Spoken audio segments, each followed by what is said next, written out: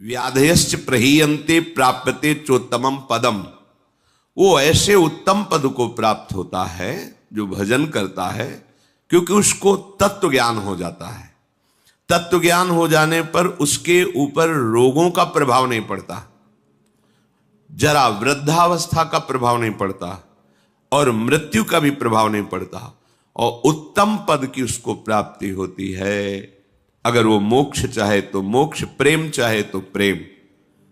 तत्व ज्ञान उसे वेदांत पढ़ के नहीं करना होगा।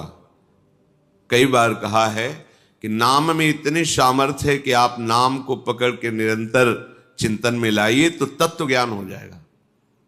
अपने स्वरूप का बोध, संपूर्ण संसार में क्या व्याप्त है, कौन सा व्यक्त तत्व है, वो आपको बोध हो जाएगा भजन बल से। जैसे बीजानि अग्नि दग्धानि न रोहन्ति पुनर्यथा ज्ञान दग्धैस् तथा क्लेशैर्नात्मा संयुज्यते पुनः। जैसे आग में पकाया हुआ दाना पुनः अंकुरित होने के योग्य नहीं रह जाता।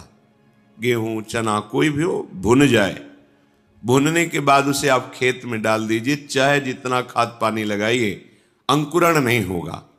ऐसे ही जिसको तत्व ज्ञान हो जाता है या भगवत प्रेम प्राप्त हो जाता है, तो उसके हृदय में कभी कोई वासना नहीं जगती। वो दिखाई देता है वैसे ही दाना, पर अंतर हो गया। एक में अंकुरण होगा और उसमें अंकुरण नहीं होगा। ऐसे ही भगवत प्राप्त तत्वज्ञानी महापुरुष के हृदय में कभी भी मनाखष्टानेन्द्रियाणि प्रकृति स्थानि कर्षति, ये जो प्रवाह है ये जागृत नहीं हो सकता। जैसे भुने हुए दाने में अंकुरण नहीं होता। उसके हृदय की अविद्या नष्ट हो जाती है। बिल्कुल हृदय में कोई चिंतन का क्लेश नहीं, आत्मानंद से परिपूर्ण हृदय हो जाता है।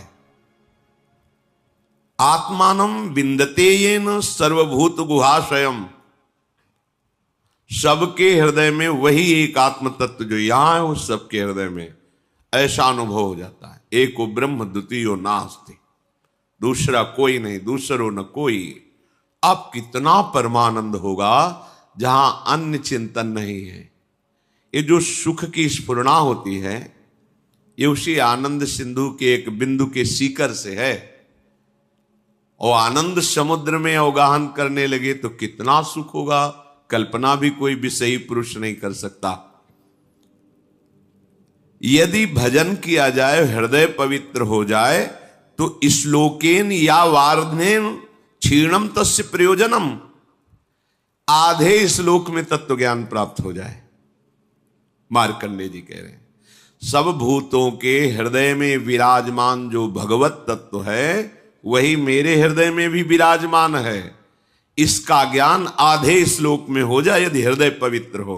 पवित्र हृदय भगवत भाव, अपवित्र हृदय देह भाव, भोग भाव, जागतिक भाव। उसको संपूर्ण शास्त्रों के अध्ययन करने का कोई प्रयोजन नहीं। यहां क्या लक्ष्य करा रहे हैं? हमें अधिक से अधिक समय भजन में देना है। खूब नाम जब चल रहा है अंदर से, बस यही कमी होती है। हम बाहर की क्रियाएं तो सांगोपांग कर सकते हैं, पर निरंतर तैल धारावत भगवत चिंतन बड़ी बाधा पहुंचाती माया। भजन के जो बड़े सूरवीर हैं, उनको भी परास्त करने के लिए ऐसे ऐसे जाल रचती है। क्या परास्त? उनका भगवत चिंतन छूटे और मेरे द्वारा किया हुआ विघ्न उसका चिंतन करे। पर वो भगवान के निज जन होते हैं, एक क्षण में उसके जाल को काट के अपने चिंतन में होते हैं। नहीं तो बह जाता है मनुष्य। अब हमसे भजन नहीं होगा, ऐसी विपत्ति आ गई, ऐसी समस्या आ गई, वो उसी चिंतन में इतना डूबने लगता है कि अब भगवत चिंतन छोड़। यही तो माया जाल रच रही थी तुम्हारा भगवत चिंतन छुड़ाने के लिए। बहुत विचित्र, तुम्हें दिखाई नहीं दे रही। यहाँ एक एक कदम ऐसे दिखाई देता, ये काम, ये क्रोध, ये लोभ, ये मोह, ये मद, जैसे आप व्यक्ति रूप में दिखाई देते, ऐसे अनुभव होते। ये इसका जाल गिरा, अब ये गिरा, इसको कैसे बचाएं, पूरा विचार करके फिर देखते हैं कि अब तो हाथ से छूट गया, अब गया। अब बचा देख सकते हो, बचा नहीं सकते। बचा तभी सकते हो जब वो बचना चाहे। और वो जाल ऐसे रचती है कि एक क्षण में इष्ट गुरु धाम सबको तिलांजलि दे के हाथ मिला लिया माया से। और यही ऐसे जाल रचती है कि लगता है परम सुख और परम हितैषी यही है हमारा। धोखा हो गया, अब वो निकल गया। तत्व ज्ञान प्राप्त करने के लिए कोई प्रयास की जरूरत नहीं, भजन करो, भजन करो। भगवान शंकराचार्य जी तत्व ज्ञान प्रदान करने के लिए ही आचार्य रूप में प्रकट हुए। वो कह रहे हैं कि तत्व ज्ञान में सबसे श्रेष्ठ है भक्तिरीव गरीयसी, भक्ति। अगर भगवान की भक्ति की जाए तो बहुत जल्दी तत्व ज्ञान प्राप्त हो जाए। भगवान शंकराचार्य जी भी निरंतर भजन, मैं कौन हूं, संसार का क्या स्वरूप है, भगवान का क्या स्वरूप है, सब आपको बोध हो जाएगा। नौ योगेश्वर इस सिद्ध महापुरुष आकाश मार्ग से चलते रहते हैं, अब भी हैं। ये विरक्त महापुरुष प्रायः जो सच्चे मार्ग के पथिक होते हैं उनके दर्शन पथ पे आते हैं, उपदेश देते हैं। इन्होंने कहा है कि एक एक कवल अन्न पाने जैसे क्षुधा निवृत्ति तुष्टि पुष्टि होती है, ऐसे ही एक एक क्षण भजन करने से आपके हृदय में अपने स्वरूप का ज्ञान, प्रभु के चरणों में प्रेम और संसार का ज्ञान, पूरा कुछ पढ़ना लिखना नहीं पड़ेगा। आप भजन कर रहे, सत्संग सुन रहे, भजन करते रहिए, अपने आप ज्ञान स्फुरित होता चला जाएगा। पर सबसे कठिन इस संसार में है भजन करना। कोई माने या ना माने, कुछ कठिन नहीं, सबसे कठिन है भजन करना, क्योंकि ये अंदर की बात है। बहुत शांति से भजन में लगे हो, ऐसा माया जाल रच दिया कि अब लगा अरे क्या होगा, अब क्या होगा, छूटा भजन, छूटा। वो रचे ही अब क्या होगा, किसकी सलाह ले, किससे मिले, ऐसे ऐसी विपत्ति, ऐसा संकट, ऐसा जाल कि लगता है अब क्या हो। अब वो राजी हो रही, छूटा भजन, छूटा। और जो चतुर है, राधा राधा राधा राधा राधा, मर जाऊंगा पर छोड़ूंगा नहीं, नष्ट हो जाऊंगा पर नाम नहीं छोड़ूंगा, सब अपमानित करें नाम नहीं छोड़ूंगा। अगर चूक हो गई, अब मैं वो क्या करूं जिससे मेरी प्रशंसा बच जाए, मेरा सम्मान बच जाए, मेरा परिवार बच जाए, मेरे पास पुनः सब सुख सामग्री आ जाए। भजन छूटा। ये बड़ी सूक्ष्म इसकी चाल है। तो आत्मानम विंदते एन सर्वभूत गुहाशयम, सबके हृदय रूपी गुफा में हमारा आराध्य देव शयन कर रहा है। भजन करने वालों को ऐसा अनुभव हो जाता है। द्व्याक्षरादाभि संधाय केचिच्छ लोक पदांकितई, बहुत महिमामयी बात कह रहे। सतैरन्नई सहस्त्रैश्च प्रत्ययो मोक्ष लक्षणम, कोई प्रभु के 2 अक्षर का नाम पकड़ ले, राम, कृष्ण, विष्णु, शिव, इसमें जैसा लिखा, राधा, 2 अक्षरा, पराविद्या 2 अक्षरा, और निरंतर उसे रटे, मार्कंडेय जी कह रहे हैं, तो परमात्म तत्व का प्रेम और ज्ञान उसके हृदय में प्रकाशित हो जाएगा। सबसे उत्तम बात है नाम जप। जैसे प्रायः लोग जब सुनते हैं कि कोई संत हैं, उनके पास जाओ तो कामना की पूर्ति होती है। कई बार हम आप लोगों को बिल्कुल साफ करके बताते हैं, भगवान प्रणत कामदम है। प्रणत कामदम पद्मजार्चितम धरणि मंडलम ध्येयमापदी, जिन चरणों का ध्यान मात्र करने से समस्त कामनाओं की पूर्ति होती है, उन प्रभु के धाम में आ पाए। प्रभु के जनों के प्रति आपकी भगवत भाव श्रद्धा हुई, प्रभु का नाम यश सुना, इससे आपका काम बनता है। आप समझो, संतों के पास जो है मूलधन वो नाम है, भगवान की महिमा है। वो जब आप सुनते हैं, नाम जब करते हैं, उनके प्रति भाव रखते हैं, आपका मंगल होना प्रारंभ हो जाता है। यदि आप नाम नहीं जप कर रहे, सतमार्ग में नहीं चल रहे, तो आप लिख लेना, कहीं भी जाओ आपके हाथ में आखिरी में पराजय ही लिखी रहेगी, आपको परास्त होना पड़ेगा।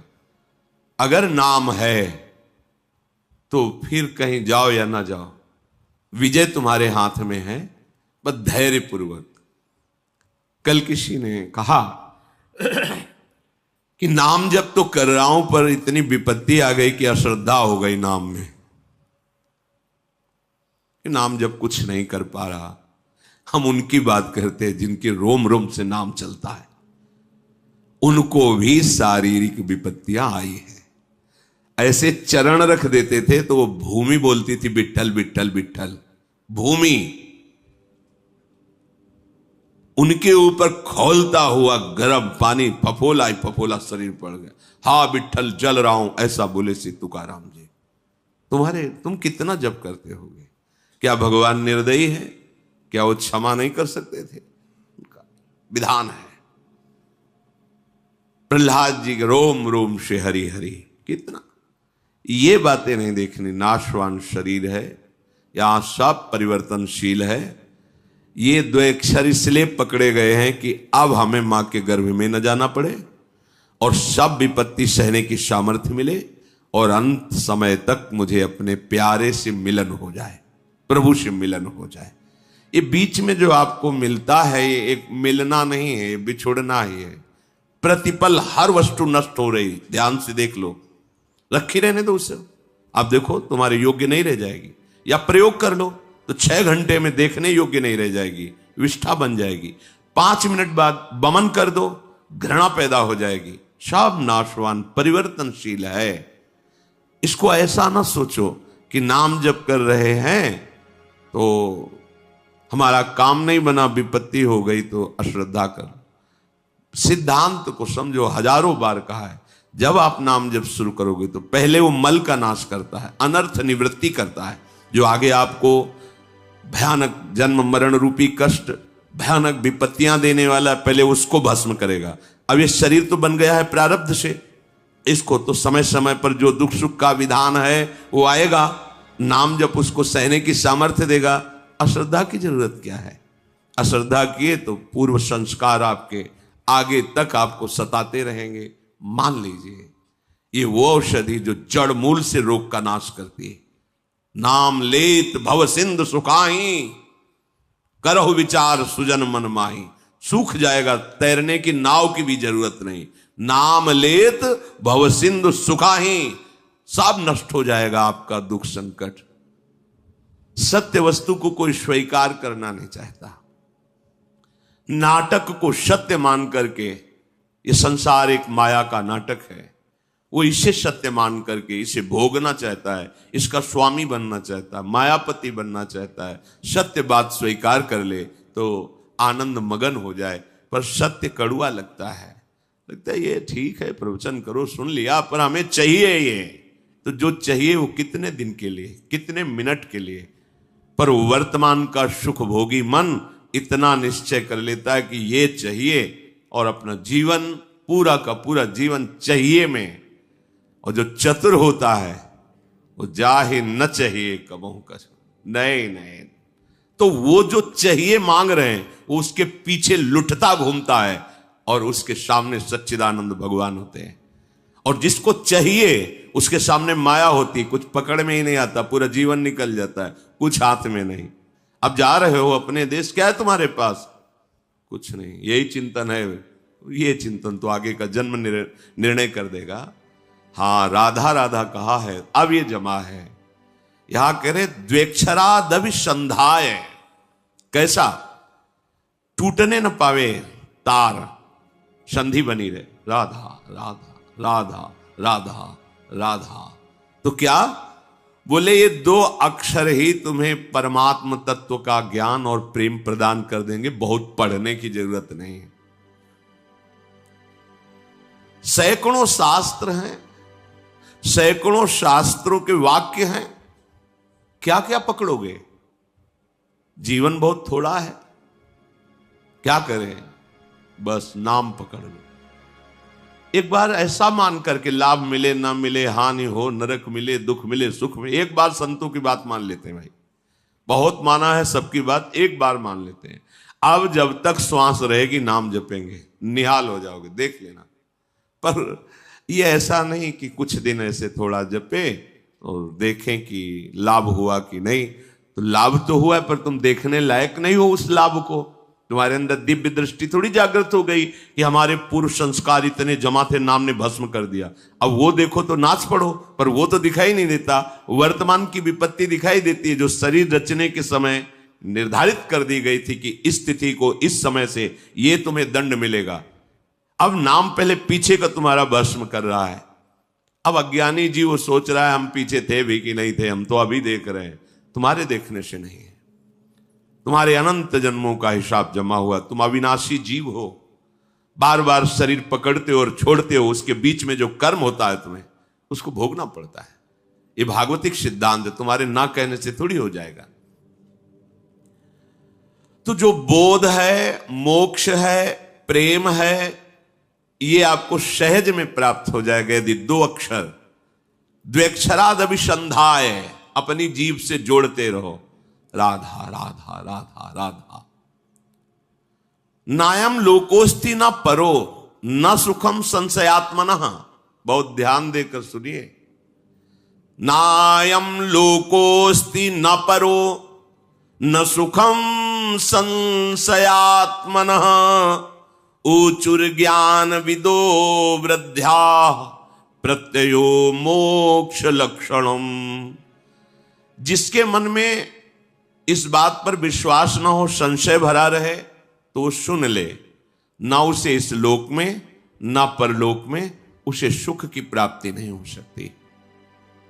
हित ध्रुव जो विश्वास है तब ही सुधरे बात, ना तरु माया पंथ में फिरे जो टक्कर खात। ए नाम पकड़ लो, मान जाओ हृदय की बात कहते हैं, ऐसा बचाता है, पूरे जीवन देखा है।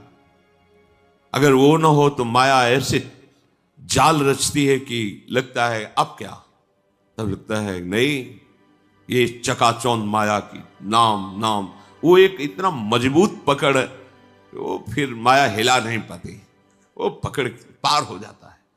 ऐसे ऐसे मगरमच्छ हैं इस माया में कि लील जाए पता भी न चले कि वो था भी कि नहीं था। बिल्कुल मान लीजिए। नायम लोकोस्ति न परो न सुखम संशयात्मना। इस लोक में परलोक में कहीं भी सुख नहीं मिलता जो संशयात्मा, और भगवान ने भी कहा संशयात्मा विनश्यति। जो संशयात्मा है उसका नाश हो जाता है। नाश का मतलब पतन हो जाता है।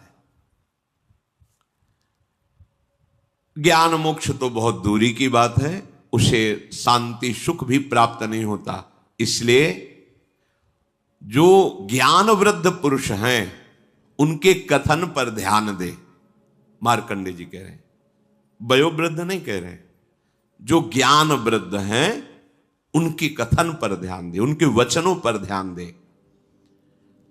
उनके वचनों से तुम्हें शास्त्रों का वास्तविक प्रयोजन क्या है ये पता चल जाएगा कि हमारे जीवन का प्रयोजन क्या है। हम जिए चले जा रहे हैं, कर्म करते चले जा रहे हैं, भोगते चले जा रहे हैं, मेरा लक्ष्य क्या है, मेरा विश्राम स्थल क्या है।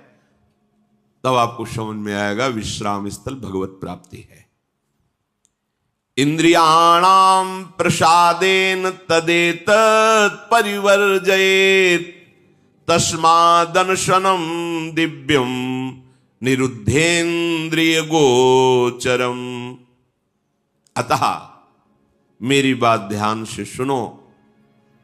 सबको चाहिए कि इंद्रियों को पवित्र कर लो, तो इंद्रियों के पवित्र तीर्थ स्नान से नहीं होंगे। कैसे होंगे? निषिद्ध विषय भोगों का त्याग करने से इंद्रियां और मन पवित्र हो जाता है। जो धर्म कहता है भोग लो, धर्म विरुद्ध यदि भोग भोगा, हर इंद्री का भोग है। जैसे खान पान के लिए सात्विक भोजन, अच्छे से 56 भोग बनते हैं अपने, 56 भोग प्रभु को जब भोग लगते हैं। देखो बिहारी जो राधा 56 भोग बनते, कितने सुंदर सुंदर स्वादिष्ट पदार्थ। अब निषिद्ध भोग, प्याज लहसुन मांस मछली, ये सब गंदी चीजें जो तमोगुण पैदा करके राक्षसी वृत्ति का निमंत्रण दे दे। एक एक इंद्री का विषय हो। जनेन्द्री गृहस्थ हो, धर्मयुक्त है, आपने पाणी ग्रहण संस्कार किया है, आप तो आपकी जनेन्द्री भोग भोगते हुए भी पवित्र है। नेतेंद्री, अपनी बहन को कैसे देखते हो, अपनी मां को कैसे देखते हो, अपनी बेटी को कैसे देखते हो, ऐसे दूसरे की बहन दूसरे की बेटियों में जिससे पाणी ग्रहण किया है वो पत्नी है। इसके अलावा शास्त्र का आदेश है, नेत्रेंद्रिय पवित्र तभी होगी जब आपका दर्शन सही होगा, तभी तो ये भगवत दर्शन करने के अधिकारी बनेंगे। चाहे लाख समझाओ पर ये मनमुखी चाल चलने वाले मानते नहीं हैं। सर्वांतर्यामी हृदय में बैठा है, तुम लुक छुप करके गलत दर्शन कर रहे हो तो तुम भगवत दर्शन के कैसे अधिकारी हो सकते हो? इंद्रियां कब पवित्र होती हैं? जब निषिद्ध भोगों का त्याग कर दिया जाता है। ये तीर्थ स्नान दान से पवित्र नहीं होती। शास्त्र सम्मत भोगों को भोगिए, निषिद्ध भोगों का त्याग कीजिए तो मन सहित पांचों ज्ञान इंद्रियां पवित्र हो जाएंगी। शास्त्र सम्मत कर्म कीजिए तो पांचों कर्मेंद्रियां पवित्र हो जाएंगी। बचा क्या? आत्मा तो पवित्र है ही, वो कभी अपवित्र हो ही नहीं सकती। बात बन गई। इंद्रियों की निर्मलता विषय भोगने से रोकने से होती है, विषयों के सेवन से इंद्रियां मलिन हो जाती हैं। बड़ा गूढ़ रहस्य है ये। इंद्रियों की पवित्रता विषय भोगों में जाने से रोकने से होती है, उनमें सामर्थ्य आती है। आगे प्रसंग आता है, जब गांधारी जी ने सुना कि धृतराष्ट्र जी के साथ हमारा ब्याह हो रहा है और वो नेत्रहीन है, ब्याह तय हो गया। रेशम का कपड़ा लिया, कई परत लगाए, आजीवन के लिए आंख में बांध लिया। जब मेरा पति संसार को नहीं देख सकता तो मैं संसार को कैसे देखूंगी? नेत्रेंद्रिय की ढक लिया उसे। जब महाभारत का बड़ा भयानक युद्ध चल रहा था तब गांधारी ने दुर्योधन से कहा कि आज तक हमने अपनी दृष्टि शक्ति को संचित किया है,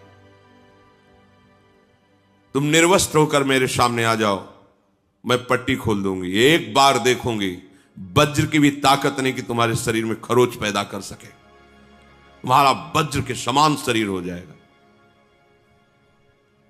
हो गया। एकांत में निर्वस्त्र होकर आ रहा था। भगवान बड़े लीला, जानते थे कि पतिव्रता है गांधारी और नेत्र आज तक बंद किए रहे तो दिव्य शक्ति जागृत हो गई, ऐसा ही हो जाएगा। जय भगवान को दिया, देखा तो ऐसे, ये बच्चे हो तो कहां जा रहे हो? वो मां ने कहा है कि ऐसे, ये तुम बच्चे हो, नंगे जाओगे? अरे मां ने कहा निर्वस्त्र तो ऊपर के कपड़े हटा दो, नीचे के कपड़े हटा दो, लेकिन मध्य में तो रखो ना। तो क्या हम कह रहे कपड़े हटाने की बात कही, पत्ते ही लगा लीजिए, इतना तो कर लीजिए। हाँ आपने ठीक सलाह दी। जेवी गांधारी ने पट्टी खोली, सामने देखा, आज्ञा का पालन क्यों नहीं हुआ? निर्वस्त्र क्यों नहीं रहे? और क्या बोले कि श्री कृष्ण ने समझाया, जा यहीं से तोड़ा जाएगा तेरा, यही तेरी मृत्यु का कारण बनेगा। बेटा तूने चूक कर दी, यहीं से तू कमजोर हो। वही मारा था, जहां मारते थे तो चिंगारियां उठती थी गदा की, कहीं कुछ भी नहीं हो रहा था दुर्योधन का, लेकिन वहीं तोड़ा। जंघा से ऐसे पत्ते बांध लिए थे, वहीं तोड़ा, वहीं से उसका एक नेत्र शक्ति को रोक लिया। तो कितनी बड़ी सामर्थ्य। जो वाणी से मौन रहते हैं, कभी असत्य भाषण नहीं करते, नाम जप करते, वो अगर बोल दे होश में हो जाना, बिल्कुल सत्य हो, क्योंकि उनकी वाणी की सामर्थ्य जागृत हो चुकी है। हर इंद्री को जब भोगों से रोक दिया जाता है तो उसके अंदर अपार सामर्थ्य आ जाती है। पर यह बात सहज नहीं है। हम जो सोचते हैं वो क्यों नहीं होता, हम जो करते हैं वो क्यों नहीं सफल होता? क्योंकि पावर ही नहीं है। जब जो मनाया खा लिया, जब मनाया कर लिया, जब जो मनाया देख लिया, तो तुम्हारे अंदर आध्यात्मिक शक्ति नहीं। सब कार्य आध्यात्मिक शक्ति से होते हैं। थोड़ा तो समझिए, थोड़ा तो अपनी इंद्रियों पर शासन कीजिए। इंद्रियों में सामर्थ्य और निर्मलता आती निरोध, निरोध माने रोकने से। विषयों का जितना शास्त्र आदेश करता है उतना स्वीकार, शेष विरोध, वो आगे भजन कर सकता है। जो ये लोग कहते भजन नहीं बनता, तो मनमानी आचरण बनते हैं ना, इसीलिए भजन नहीं बनता। शास्त्र क्या आज्ञा कर रहा है? तपसा स्वर्ग गमनम भोगो दानेन जायते, ज्ञानेन मोक्षो विज्ञेयस तीर्थ स्नान दघक्षया। तीर्थ स्नान से पाप नष्ट होते हैं, तपस्या से स्वर्गलोक की प्राप्ति होती है, दान से अधिक भोगों की प्राप्ति होती है। आप जो दान कर रहे हो कई गुना बढ़कर आपको मिलेगा अगर सत्पात्र को हुआ है। पर यदि भगवत तत्व का ज्ञान हो गया है तो आवागमन मिट जाता है, सारे कष्ट मिट जाते। वो केवल भगवत तत्व के ज्ञान से ही होगा, वो तुम्हारे दान पुण्य से नहीं। वो सत्संग के द्वारा प्राप्त विवेक से भजन करते हुए जो भगवत तत्व का बोध होता है वो आवागमन चक्र को मिटा देता है। इस जन्म में मनुष्य जिन जिन पदार्थों का उत्तम पात्र को दान करता है, भावी जन्म में उसे वो पदार्थ बहुत मात्रा में प्राप्त होते हैं। श्री मार्कंडेय जी ने कहा, विज्ञानार्थम मनुष्याणाम मनः पूर्वम प्रवर्तते तत्प्राप्य कामम भजते क्रोधम च द्विजशतम। इंद्रियों द्वारा जिस विषय का ज्ञान होता है, ये बहुत सुंदर पदार्थ, खा लिया जाए, ये बहुत सुंदर भोग है, भोग लिया, पहले इंद्रियां ज्ञान देती है, ये बहुत सुंदर, बहुत अच्छा है। अगर आप उस समय उनका विरोध नहीं कर रहे हैं तो फंसा लिए। चतुर उपासक को जब वो आपके सामने भोगाकर्षण प्रकट करे उसी समय विवेक के द्वारा, बहुतों ने इसको भोगा सुखी हो जाते हैं ना, बहुत जन्म में तुमने भी भोगा सुखी हो जाते ना, नहीं है ना, हम धर्म विरुद्ध आचरण नहीं कर सकते, अभी तक किया अब नहीं करें, ये शुरू कर दिया विरोध, अब वो जलाएगी। प्रमथन स्वभाव वाला मन, प्रमथन स्वभाव वाली इंद्रियां जलाएगी, उसको तुम सह जाओ। बस सहन नहीं कर पाते। हम बहुत कुछ सहन कर सकते हैं। देखो, अगर आपको जरा सा भी ऐसे अंगूठा दबाया जाए तो आपको कष्ट, आप कहोगे मैं नहीं सह, लेकिन हाथ टूट जाता है, सहते हो ना, पैर टूट जाता है, सहते हो, जीवित रहते हो ना। भारी से भारी ऑपरेशन, बड़े से बड़ा हो, आप सह जाते हो ना, क्योंकि आपके केवल सहने की स्वीकृति की जरूरत है। अपने स्वरूप को न कभी कष्ट हुआ है न कभी होगा। देह में जितना भी कष्ट आता है वो आपकी स्वीकृति के कारण आपको भासता है। आप जितना देह को मैं माने हुए उतना ही कष्ट होता है।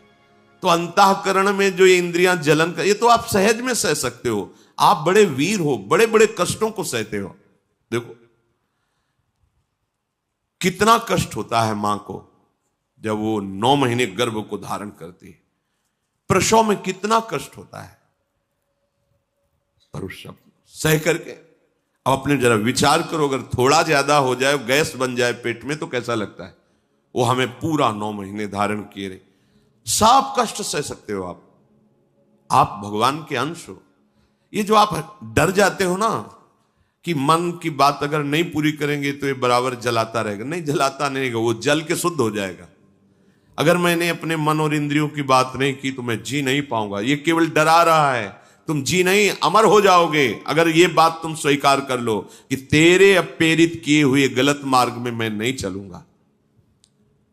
इंद्रियों द्वारा किसी विषय का ज्ञान जब आपको कराया जा रहा है, बहुत ध्यान से साधक उपासक जन सुने, तो वो सबसे पहले मन को घसीटती है इंद्रियां, अपने में मिलाती है, क्योंकि ये इंद्रियों का नेता है। अगर ये ना कर दे तो कोई भी इंद्रिय अपना कार्य नहीं कर सकती। जैसे मन किसी विषय में गाढ़ मनन कर रहा है, कई बार हमने देखा है, आप क्या बोल रहे हो, बात हो गई, सब हो गई, बाद में आपने पूछा कि आपने तो हां कह दिया था, नहीं हमें पता नहीं कि हमने हां कहा। और देखो, जब तुम्हें हां करवाना हो तो 3-4 बार हमसे बोलो कि आप सुन रहे हो ना, सुन रहे हो ना, और जब फिर हम हां कहें तब हां मानना, पहली बात में हां मत मान लेना, क्योंकि अब हाँ ठीक है ऐसा क्या। तो देखा गया कि अगर मन कहीं लगा हुआ है तो इंद्रियां भी नहीं पकड़ पाती कि आप क्या बोल रहे हैं, कौन आया, कैसे है, वो हो रहा है सब, पर पकड़ में नहीं आएगा, वो स्मृति में नहीं आएगा। अगर मन अपने साथ हो जाए तो इंद्रियां कुछ नहीं बिगाड़ सकती। पर क्या होता है, विषय का ज्ञान कराने वाली इंद्रियां सबसे पहले मन को अपने में घसीटती। जहां अपने मन में इंद्रियों की प्रीता विषय भोगों में, और वो तीनों एक हुए, और अगर बुद्धि में विवेक नहीं है तो मन तत्काल बुद्धि को अपने अधीन कर लेता है। इस कहने में बहुत देर लग गई, अधीन करने में नहीं लगता। और जहां बुद्धि अधीन हुई तो उस विषय में राग या द्वेष हो जाएगा। प्रतिकूल है तो द्वेष हो जाएगा, अनुकूल है तो राग हो जाएगा। दोनों में जलन होती है। राग में जो हर्ष होता है वो शोक में परिणित हो जाएगा। अगर राग का हर्ष स्वीकार न हो तो शोक छू नहीं सकता। यह अध्यात्म है। जब किसी विषय में राग हो जाता है तो मन तत्काल संकल्प बना लेता है, राग में भी और द्वेष में भी। ठीक है, भोगोगे अब तुम। द्वेष है तो विरुद्ध भाव का संकल्प, प्रतिकूल। राग है तो अनुकूल भाव का संकल्प। अब तुम्हारी अनुमति की जरूरत नहीं हुई, समझ लो। जहां इंद्रियां विषय में आसक्त हुई, मन को अपने में मिलाया, मन ने बुद्धि को घसीटा, तहां तत्काल संकल्प बनाएगा। और जहां संकल्प बना तो तुम अब क्रिया को नहीं रोक सकते, क्रिया हो जाएगी। क्रिया आरंभ हुई कि अभीष्ट उसका फल तुम्हें भोगना पड़ेगा। अभीष्ट उसका परिणाम, अशुभ शुभ जैसी क्रिया बन रही है उसका फल भोगना पड़ेगा। इसके कहने का क्या तात्पर्य? आप पहली ही दशा में रोक सकते हो। जब कोई विषय इंद्रियों को आकर्षित कर रहा, उसी समय विवेक से सावधान। जो सत्संग में सुना है, जो शास्त्रों में, कई बार हमने कहा है कि आप लोग कुछ सत्संग चयन करके रखो, जो मन पर कहे गए हैं, जो इंद्रियों पर कहे गए हैं, जो वैराग्य प्रकरण में कहे गए हैं, जो धर्म युक्त। तो जहां मन आपका, तो तुरंत उस सत्संग को दोबारा सुनो। शास्त्र में जो लिखा है वहां तुरंत पहुंचाओ, या सत्संग की बात तुरंत लाओ। नहीं नहीं, ये गलत है। वो संकल्प बनने नहीं पाएगा, वो पूरा सिस्टम घसीट नहीं पाएगा कि मन बुद्धि को अधीन कर लिया और मन को इंद्रियों ने अधीन कर लिया, इंद्रियों को विषय ने अधीन कर लिया, अब संकल्प बन गया, क्रिया हो गई। इतना समय कैसे दे दिया? असावधान साधक भ्रष्ट हो जाता है। देखो, इस खेल में तुम उतारे गए हो, इसे न समझो। आपको परिपक्व, ये खेल है भगवान के लिए। दोनों पक्ष भगवान के हैं। जैसे मान लो दो प्रदेशों से कबड्डी का खेल हो रहा, बोले एक तरफ उत्तर प्रदेश, एक पर अमुक प्रदेश है, तो है किसका? भारत सरकार का ही तो दोनों प्रदेश है, दोनों भारत सरकार के ही हैं। पर उसमें एक विजयी होगा, एक का सम्मान होगा और एक पराजित होगा। वह अपने हृदय में निरुत्साहित भी हो सकता है, पर है वो दोनों सरकारी। ऐसे ही माया और भक्ति, ये दो का पक्ष है। भगवान की ही भक्ति और भगवान की ही माया है। अब आपको भेजा गया कि दो पक्ष में चयन करो, खेल होगा, होगा, पक्का होगा। अब कुछ तो भक्ति पक्ष में आ गए और बहुत ज्यादा मात्रा में माया पक्ष में चले गए। अब उसका पक्ष का जो प्रभाव है वो तो पड़ेगा, भक्ति के प्रभाव का पक्ष पड़ेगा, पर दोनों पक्षों को एक दूसरे में जाना होता है। ऐसा नहीं कि अभक्त कभी भक्त संयोग ही नहीं प्राप्त करते।